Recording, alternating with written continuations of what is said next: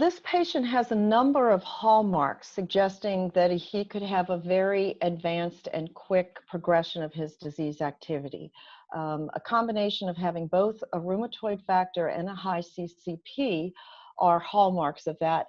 In addition, he had what appeared to be rheumatoid nodules on his elbow. So this gentleman does run the risk of not only very quick and advanced disease activity, but perhaps even some non-articular manifestations with his rheumatoid arthritis. So he needs to be, first off, maximized on the methotrexate treatment that he has.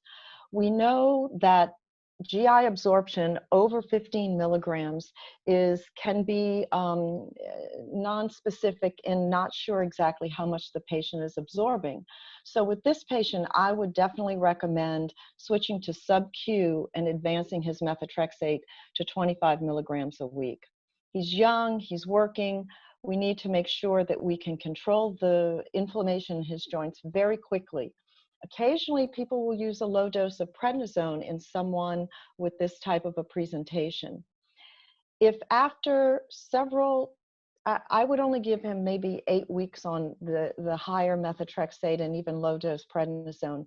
And if he's showing any signs or symptoms of continued disease activity, or if the disease activity would start to reoccur on trying to taper the prednisone, we have to go to the next step. The next step in this gentleman would be to include a biologic or one of these advanced disease modifying agents that is a non-biologic. We have a wide array of biologics that we can use in this gentleman. Of course, the ones that have the longest history are the tumor necrosis factor inhibitors.